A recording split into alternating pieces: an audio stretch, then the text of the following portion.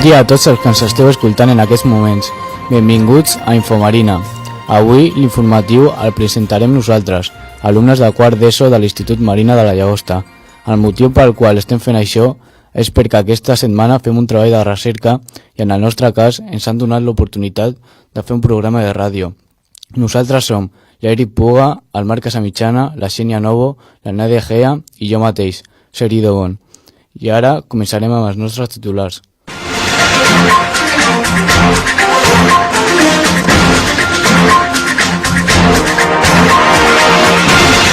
Coneixem detalls sobre Asmae, la llagostenca víctima al fatal accident dels Alps francesos. L'assumpte del canvi d'ubicació del mercat ambulant encara genera polèmica entre la ciutadania. La nova normativa de la prohibició de l'ús dels mòbils al recent escolar crea controvèrsia entre pares, l'alumnat i la junta directiva. S'està preparant una gran sortida a Granollers amb alumnes seleccionats del centre, amb motiu de fomentar l'esport i la coeducació entre nois i noies. Actualment, l'Uni Llagostense està liderant en totes les seves categories i avui entrevistarem al seu president. I per finalitzar, us informaré de la previsió meteorològica d'aquesta Setmana Santa.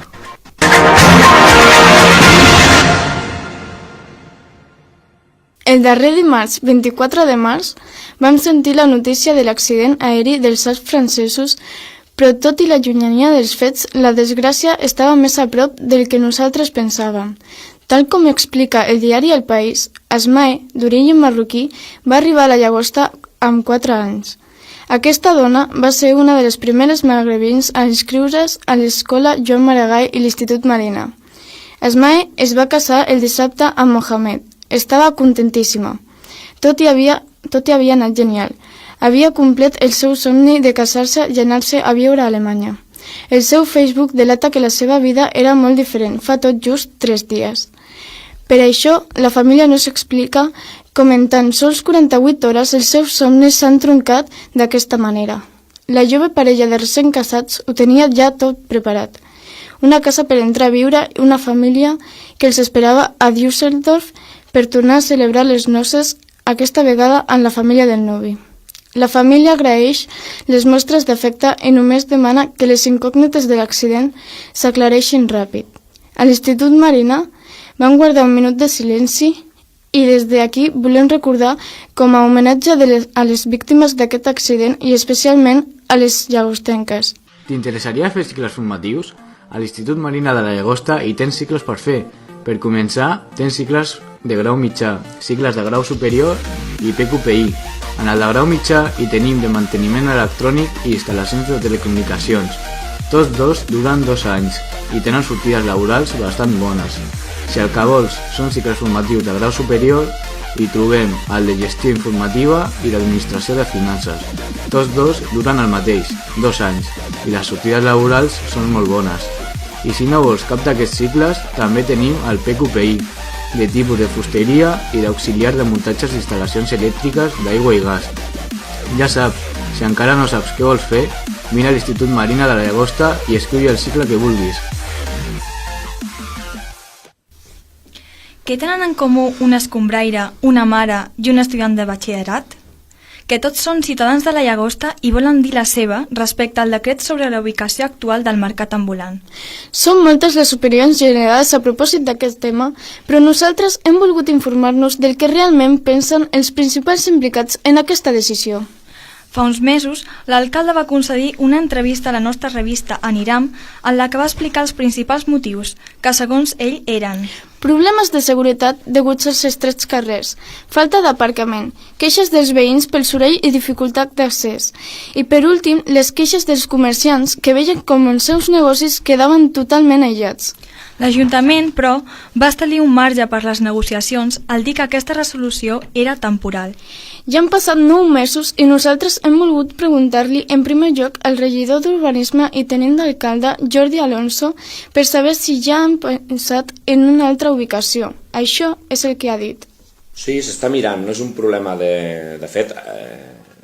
No és que ens vam aixecar d'un dia per l'altre i vam decidir que ho ubicàvem al carrer Estació. És una cosa que s'ha treballat, que s'ha mirat, s'han mirat diferents ubicacions, pros i contres, perquè doncs es va mirar de posar sobre del passeig de Pintor Cert, sobre el passeig de Pintor Cert no hi caben, vam mirar inclús de posar dintre el parc popular, però el fet de que sigui paviment de sorra doncs dificulta moltíssim més i encareix molt més la neteja. Per tant, al final, la ubicació definitiva i a més la més correcta semblava que era tot el carrer Estació, que permet el tema de seguretat, i ens queda resoldre doncs, aquesta part final, no? Que doncs, entre aquests expedients de reducció del volum de parades del mercat i alguna altra petita cosa, doncs crec que podrem acabar alliberant i que al final del mercat sigui en el pas de vianants just del carrer Pintor Cert. Hem sentit el punt de vista de l'Ajuntament, però al preguntar-li als paradistes hi ha un gran contrast. Pues la nueva ubicación la veo fatal porque aquí no viene nadie, aparte le estáis quitando muchos aparcamientos al pueblo y yo prefiero estar como estábamos antes. Tots els paradistes entrevistats coincideixen amb aquesta dona i altres més extremistes atribueixen el canvi d'ubicació com a eina propagandística per a les properes eleccions, ja que aquest canvi havia sigut una de les seves promeses electorals. De totes maneres, tots esperen i desitgen que les seves peticions arribin a l'alcalde i així arribin a un acord. Per últim, també hem sortit al carrer per preguntar-li a la ciutadania si està conforme i n'hi han hagut opinions per a tots els gustos. Está mal ubicado el mercado ahora. Yo no lo veo bien que llegara tan lejos. Con que se cortara donde se cortaba siempre, ya habría suficiente para mí. És per destacar el fet que la majoria dels que estan a favor han especulat que els agafa més a prop, així com que els que estaven en contra es queixaven de que no han consultat en cap moment amb els principals perjudicats. Veurem com es desenvolupen els fets properament. Ets alumne de l'Institut Marina? Dubtes entre quedar-te a casa o anar a l'escola el dia 23 d'abril? No t'ho pensis més. S'estan preparant un munt de tallers per a tots els gustos. Des de fer figures amb origami, passant per delicioses crepes, fins a kickboxing. Els alumnes de segon fins a quart d'ESO també podran gaudir d'una projecció de la llegenda de Sant Jordi.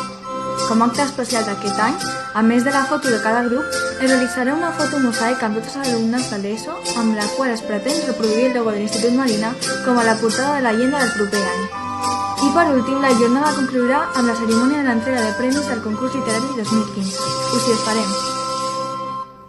Fa més d'un mes, els alumnes de l'Institut Marina es van posar una normativa nova. Alguns alumnes es queixen de que ho van fer sense cap explicació. El que diu aquesta normativa és que els alumnes no poden utilitzar els aparells electrònics que alterin la dinàmica d'estudi com, per exemple, els telèfons mòbils, consoles, etc. I això va crear molta polèmica entre l'alumnat, per l'extensa prohibició de l'ús dels aparells electrònics dins de les aules quan no hi ha professor i als passadissos. Llavors, hem entrevistat a la directora perquè ens expliqui el perquè de la normativa i als alumnes i al professorat per conèixer la seva opinió. Bé, aquesta normativa sobre ús de mòbils i aparells electrònics vam decidir posar-la en marxa perquè vèiem que els alumnes, sobretot entre classe i classe, i alguns durant la classe doncs, feien un ús que no era el correcte, de manera que els profes pensem que s'entretenien massa, que es dispersaven, que no estaven prou atents a les explicacions del professor, i entre classe i classe jugaven a jocs que enganxen, no? I llavors la gent entre classe, veia el profe entre corrents, estava acabant de jugar, i sempre hi havia problemes. I vam pensar que està bé utilitzar el mòbil a l'aula quan el profe diu que s'ha d'utilitzar per fer una consulta, el que sigui, per buscar informació, per qualsevol altra cosa, però sempre fer un bon ús. A l'institut hem de fer un bon ús del mòbil. Després, a l'hora del pati, algú vol connectar-se al YouTube, al YouTube, al WhatsApp, el que sigui, però sempre a les hores en les quals està bé fer-ho, no constantment, perquè crec que havíem arribat a un punt que la gent estava fent un abús en aquest cas. Per això vam decidir i penso que ha anat força bé. Acabem d'escoltar la directora. Ara escoltarem l'opinió tant d'alguns professors com d'alguns alumnes. Pues la normativa esta que se ha empezado a aplicar en el instituto me parece bien, aunque en mi caso particular, como uso los móviles bastante para mis asignaturas, también lo necesito. Entonces lo importante es que se cumpla para los momentos en los que no se debe utilizar y se pueda utilizar también en los ratos en los que se puede aplicar para la materia que se está dando. Aunque desde luego si es una normativa que hay que aplicarla, en los momentos en los que los alumnos no deben utilizarla, tiene que ser así. Jo crec que de cara per eliminar els vicis que ara hi ha amb els nens, pels telèfons mòbils, és una normativa que està ben aplicada, ja que els estudis aquests de que pot ser dolent per la salut i tot això pot ser una bona eina per eliminar tot això, però si es posa aquesta normativa que la facin tots, professors, alumnes o integrants del centre. I jo crec que aquesta part no es compleix del tot. Els que estan en contra d'aquesta normativa confien en que en un futur s'accepti les seves suggerències i que aquesta normativa no sigui tan estricta.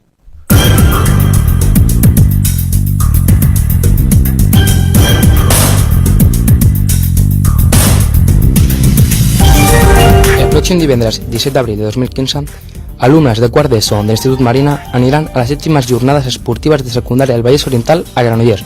Els objectius per part dels nois i noies de primer d'ESO són fomentar la participació en diferents jocs i esports, la coeducació entre diferents sexes. Els objectius per part dels nois i noies de quart d'ESO són desenvolupar la responsabilitat i la cura dels alumnes de primer d'ESO, conèixer l'estructura i organització d'una competició esportiva, així com les seves regles i normatives. Dins dels esports podem veure futbol, voleibol, bàsquet, hoquei, handball, futbol flag, béisbol peu i corfball. A l'actualitat, l'Unió Llagostense Cadet ha quedat segona, amb 36 punts, 12 partits guanyats, 5 empats i 2 derrotes, a 3 punts dels líders, Manyanet, amb 2 pitxitxis, els quals són Marc Navajas Cervero, amb 20 gols a 16 gols del pitxitxi, i Víctor Carrillo Navarro, amb 16 gols a 20 gols del pitxitxi. A l'acabar la Lliga s'han escollit els millors equips de cada grup, on actualment l'Unió Llagostense es troba segona, empatada a punts amb el líder. El sènior B es troba en segona territorial com a cap de grup, una diferència de 5 punts sobre el segon. Només queden 3 partits on es veuran amb el CE Gadex, Ametlla Futsal Club i Llace Sansur. Si tot seguís el previst, podrien veure el sènior B com a guanyador. Carlos Lorca Moreno, com a pitxitxi de l'Unió amb 26 gols a 9 gols del pitxitxi, podria ser el que fos el pitxitxi de la Lliga. El sènior A es troba en primera territorial, com a cap de grup, una diferència molt minúscula, un punt sobre els segons. Només queden 4 partits i la Lliga està molt disputada. Es veuran amb l'Alella Futbol Sala, UE 4 Barres, Padre Damián Sagrados Corazones B i AC Sansur. Estarà molt disputat fins l'últim partit de Lliga. Molts ànims a l'Unió Sènior B. Com a pitxitxi de l'Unió tenim a Marc Fàbriques Arenas amb 21 gols a 17 gols del pitxitxi. Si tot seguís igual com en l'actualitat, podrem veure l'Unió Llagostense com a cap de grup i guanyadora en totes les lligues. Només queda un petit esforç per a part dels cadets. Bona tarda, Javier Castanyeda. T'hem portat aquí més que res perquè tu coneixes tots els equips, ja que, si algú no ho sap, ets el president de l'Unió Llagostense, un equip de futbol sala, i acabem de parlar sobre la Unió Llagostense. Y la primera pregunta es, ¿cuándo va a fundar la Unión Llagostense? Buenas tardes. La Unión Llagostense fue fundada en el año 2009 y bueno, llevamos ya 5 años para 6 en la actualidad. Empecemos pues en la Federación Catalana de Fútbol en la división de preferente y bueno, estuvimos 2 años. El primer año pues bueno, estuvimos en mitad de la tabla. Y después el segundo año pues conseguimos el ascenso a territorial, pero bueno, debido a problemas económicos, tuvimos el hecho pues de cambiar de federación por el tema económico, básicamente. Y bueno, hemos actuado pues también en División de Honor con el primer equipo. Lleguemos pues a una final de Copa Cataluña en el 2012, donde se perdió contra el Tiana. Y al año siguiente, pues en la temporada 2012-2013 se fundó también el Senior B, donde actuó pues en la segunda división territorial. Y bueno, hasta ahora, en 2013-2014 tuvimos que bajar de categoría también por problemas económicos también. Y también pues la nueva creación pues del equipo cadete, que lo tenemos en la actualidad, y donde el año pasado pues consiguió la final de Copa, que bueno, desgraciadamente pues se perdió contra el Tella. ¿Quién es la teva meta como presidente? Mi meta, pues bueno, pues que el club crezca cada día más. Está claro que bueno, eso recae mucho esfuerzo, mucha dedicación. Y bueno, no sabemos hasta dónde podemos llegar, no lo sé, pero esperemos de que por lo menos en el tema de base pues crezcamos, como lo estamos haciendo con el cadete, que el año que viene pues será juvenil. Y bueno, este año pues sabemos cómo estamos, que estamos en una posición muy privilegiada. donde pues los dos primeros equipos están copando la primera posición. Y bueno, la verdad es que también mucho sufrimiento, pero bueno, la verdad es que vale la pena. En algun moment has entrenat o has sigut president d'algun altre equip? Bueno, mis inicios fueron de entrenador, sí que es verdad. También estuve de directivo en el Club Deportivo de la Concordia, de los años 2006 hasta el 2009. Y bueno, el Club Deportivo de la Concordia pues se basaba más en fútbol 11 y creemos pues el equipo de fútbol sala. Como presidente pues llevo desde el 2009 hasta ahora. Què et sembla aquest any? Com esteu quan els cadets sapiguem que venen des de molt a baix? Pues bueno, la verdad es que para nosotros ha sido muy sorprendente, la verdad sea dicha. Es verdad que el primer año pues bueno, tuvimos un poco el error pues de actuar en una categoría superior, todos sabiendo que eran infantiles menos un jugador, y lo hicimos en cadete. La verdad es que esa temporada pues fue muy difícil, porque piensa pues que perder partido tras partido, pues eso, la verdad es que al jugador pues no le crea la ilusión, ¿no? Entonces el año pasado ya tuvimos esa posibilidad de ser campeones de la Copa, sobre todo en Liga pues estuvimos en mitad de la tabla, y el trabajo de los entrenadores que está siendo encomiable, tanto uno como otro. Pero vamos, yo por lo menos estoy muy satisfecho y espero que sea el futuro sènior. En eso estamos. ¿Qué opinas también dels dos sèniors, sabent que están como a líders tant en primera como en segunda territorial? Bueno, este proyecto se hizo para por lo menos tener la meta esta de tener el ascenso, ¿no? Se ha conseguido, y ahora lo más difícil es ser campeón de liga. Este fin de semana pues el Senior B pues tiene prácticamente una final, que bueno, empatando o ganando pues tendría muchísimas posibilidades. Y el Senior A pues también los tiene. Yo pienso que tiene gran potencial para eso, y esperemos de que consigamos esos dos grandes objetivos. El primer objetivo está cumplido, pero también queremos el segundo, o al menos pues de los dos Senior, al menos pues tener un título en la mano. Sería la primera vez en toda la corta historia de este club pues de tener un título, y bueno, para mí sería una gran ilusión. Aquí veo una bona pregunta. Quin creus que és el millor jugador de cada competició? I no serveix l'excusa aquesta de per mi són tots iguals, són com els meus fills. Que et mullis aquí una mica.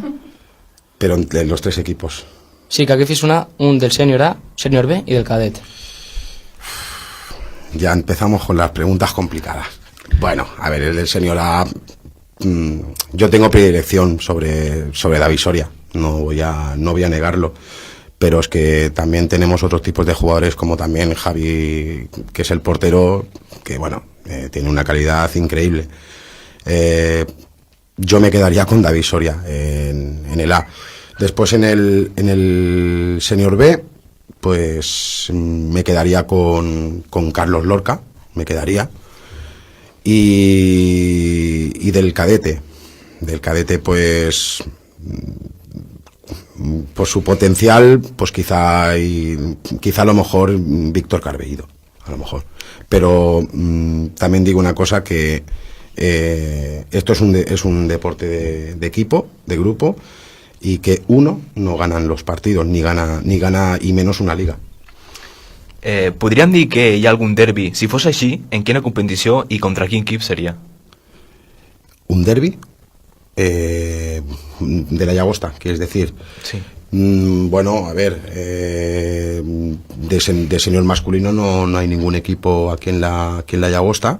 De cadete, pues, bueno, en este caso el equipo vecino, el Club Deportivo de la Concordia, está en la Federación Catalana de Fútbol, y nosotros estamos en la Federación Catalana de Fútbol Sala, que es independiente.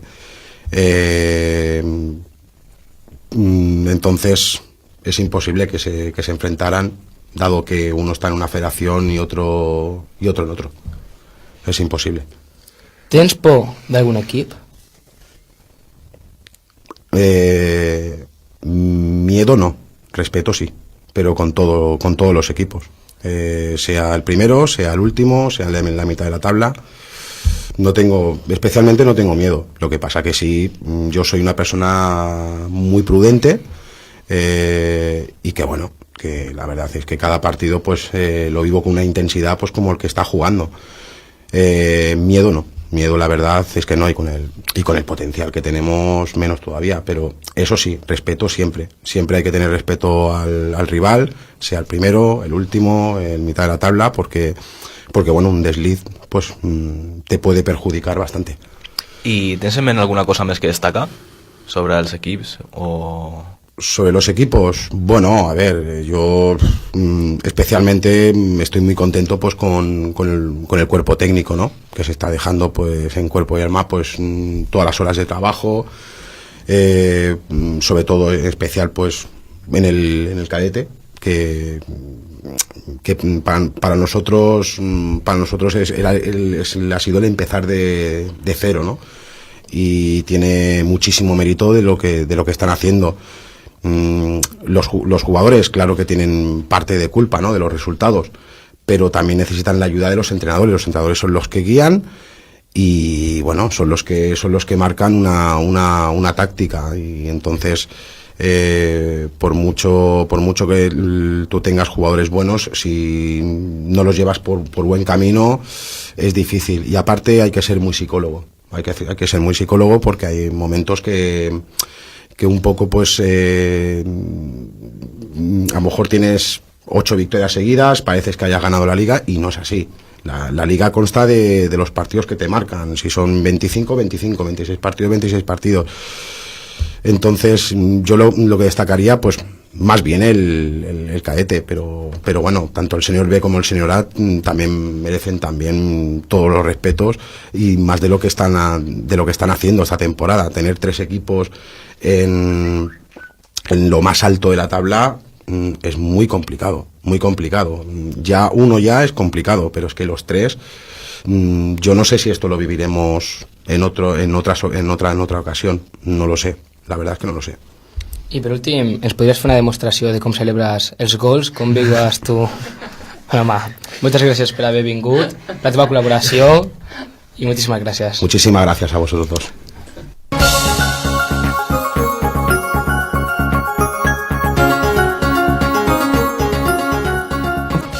Per a qui no ho sàpiga, aquest any la Setmana Santa comença el 27 de març amb el divendres dels Dolors. El diumenge de Rams cau el 29, encara al març. Per a molts, el diumenge de Rams és el que dona l'inici a la Setmana Santa. L'actual front de pluges i aire fred que està present en pràcticament tota la península està remetent, i sembla que les pluges no amenaçaran a les festivitats en gran part de la península per al divendres de Dolors. Les pluges seguiran de forma ocasional al centre nord i al nord peninsular, com també en alguns punts de la Comunitat Valenciana. Les Illes Canàries i Balears també gaudiran de bon temps en iniciar la Setmana Santa. Les temperatures màximes oscil·laran per sobre dels 20 graus, excepte a l'extrem nord, on dominaran les temperatures més fresques al voltant dels 13 a 18 graus. Sembla que la situació meteorològica s'estabilitzarà en els següents dies, especialment per al diumenge de Rams, i aquest ha sigut la previsió per la Setmana Santa.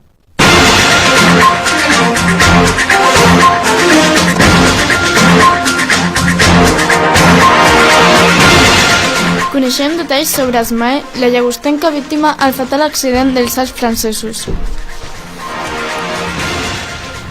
L'assumpte del canvi d'ubicació del mercat ambulant encara genera polèmica entre la ciutadania. La nova normativa de la prohibició de l'ús dels mòbils al recinte escolar crea controvèrsia entre pares, l'alumnat i la junta directiva. S'està preparant una gran sortida a Granollers amb alumnes seleccionats del centre amb motiu de fomentar l'esport i la coeducació entre nois i noies. L'Unió Cristians està liderant totes les seves categories i avui entrevistem el seu president.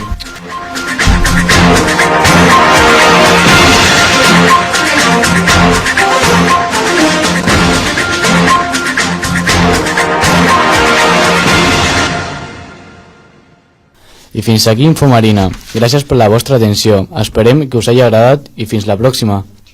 Adeu! Adeu!